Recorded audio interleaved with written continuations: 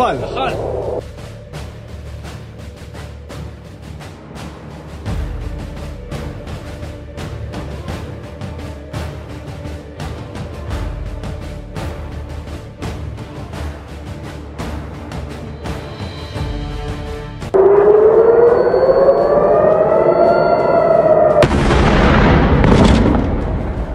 Kanina, ang grupong Houthis ay naglunsad ng missile strike mula sa Yemen patungo sa lungsod ng Tel Aviv at sa iba pang lugar sa Israel na ang mga missile na ipinalipad ng grupo ay hindi na-intercept lahat ng IDF at gumawa ito ng pagsabog sa balwarte ni Netanyahu na sa awa ng Diyos ay walang iniulat na tumawid sa kabilang buhay, subalit nagresulta naman ito sa pagkasugat sa 14 na mga Israelita at sinira nito ang part ng Israel. Ang mga pambobomba na ito ng Yemen ay isang tugon mula sa pagwasak ng Israel sa mga kagamitang pandigma ng Houthis na nagbigay sa mga militante ng matinding galit dahil sa dinurog ng Air Force ni Netanyahu ang mga infrastruktura ng Houthi. Nasa mga panahong ito ay wala man lang silang nagawa sa mga pag-atake ng puwersang Israelita, kundi ang panoorin na lang ang mga pambobomba ng IDF sa malaking bahagi ng Yemen, kung saan inumpisahan na ng mga teroristang Houthi ang pakikipaglaban sa gobyerno ng Tel Aviv na matapos lang magdeklara ang pinuno ng grupo tungkol sa isang malawakang digmaan laban sa militar ng Israel, ay agad na ipinakita ng mga militanteng ito ang kanilang kakayahan na umatake ng malakas upang wasakin ang gobyerno ng mga Israelita.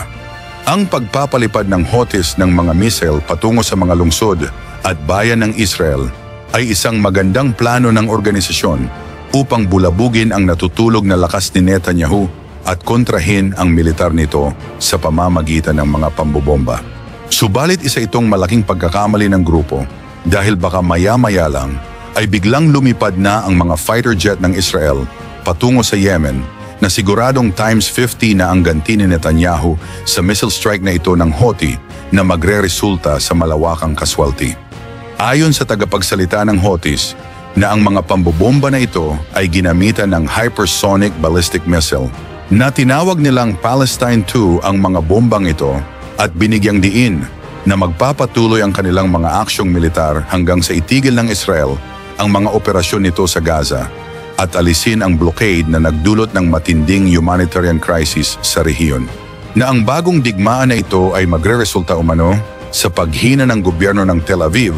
dahil sa hindi hihinto ang militar ng Houthi sa pagpapalipad ng maraming mga missile hanggang sa hindi mawasak ang bansa ng mga Israelita. Binalangkas din niya na ang mga Houthis ay buong puwersang handa na tumugon ng malakas upang labanan umano ang pang-aapi ni Netanyahu sa bansang Yemen at sa mga kaalyado nitong Hamas at Hezbollah na ang kanilang mga aksyong militar ay isang pagkilos ng pakikiisa sa mga Palestinian at Lebanese. Naiginiit na target din nila ang anumang entity na nauugnay sa Israel at hindi titigil ang grupong ito sa mga pambobomba hanggang sa matugunan ang kanilang mga layunin. Ang hindi natitinag na mga pambobomba na ito ng Houthi ay magbibigay sa United Nations ng isang agarang desisyon upang magsagawa ng tigil putukan sa pagitan ng Yemen at Israel dahil sa malamang na aatake si Netanyahu mamaya o bukas upang itumba ang huling alas ni Khamenei na tumatakbo sa Yemen na siguradong magbibilang ang gobyerno ng maraming Yemenis na tumawid sa kabilang buhay.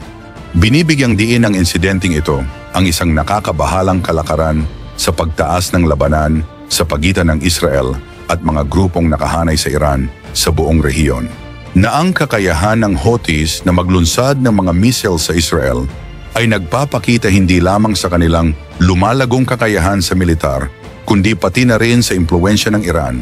sa pag-orkestra ng mga naturang pag-atake sa pamamagitan ng proxy forces. Ang sitwasyon ay mas naging komplikado sa pamamagitan ng patuloy na mga salungatan na ang digmaan na ito ay siguradong magtatagal pa na magdudulot ng malawakang kahirapan sa maraming mamamayan ng Yemen.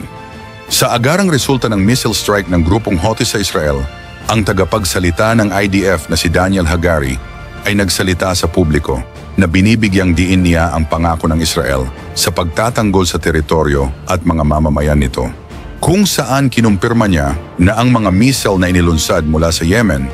ay hindi lahat napasabog ng Iron Dome sa himpapawid na ginawa ang lahat ng makakaya ng Israeli Air Defense System upang harangin ang mga bomba na ito, subalit pumalya ang ilan sa mga depensa ng Israel habang sinasalag nito ang ibang mga missile na pumasok sa lungsod ng Tel Aviv. Sinabi rin niya na ang bagong digmaan na ito sa pagitan ng Yemen at Israel ay isang malaking hamon para sa militar sa kadahilanang malayo ang bansang Yemen sa Israel, subalit hindi ito naging hadlang upang ibasura at lumpuhin ang mga teroristang ito na patuloy na sumusunod sa mga utos ni Ayatollah, na hindi kinukonsinti ng IDF ang masamang pag-uugali ng mga teroristang ito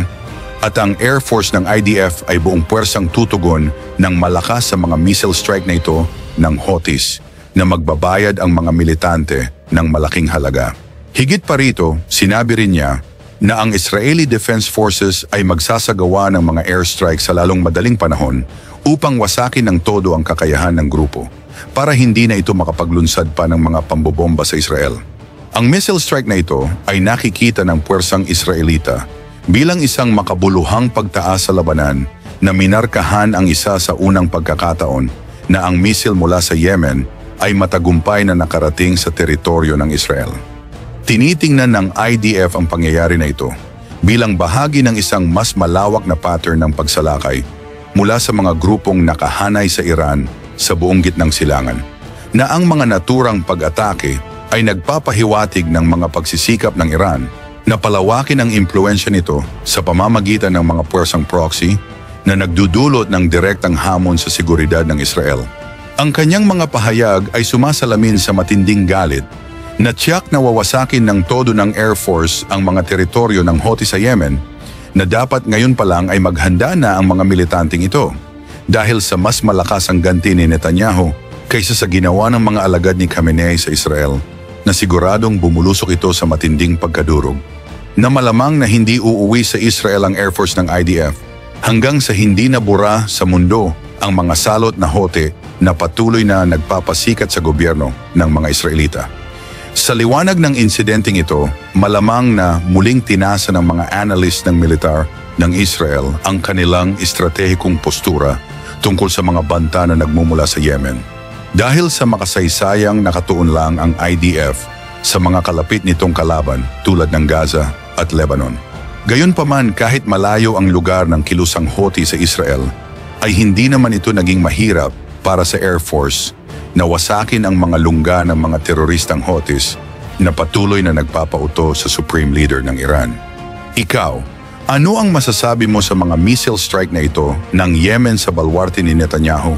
na nagdulot ng malawakang pangamba sa maraming Israelita? At ano kaya ang gagawin ng gobyerno ng Israel sa mga teroristang Houthi na patuloy na lumalaban sa puwersang Israeli? E-comment mo yan sa ibaba at babasahin natin yan isa-isa. Hanggang dito na lamang po, maraming salamat po sa inyong lahat at mabuhay po kayo.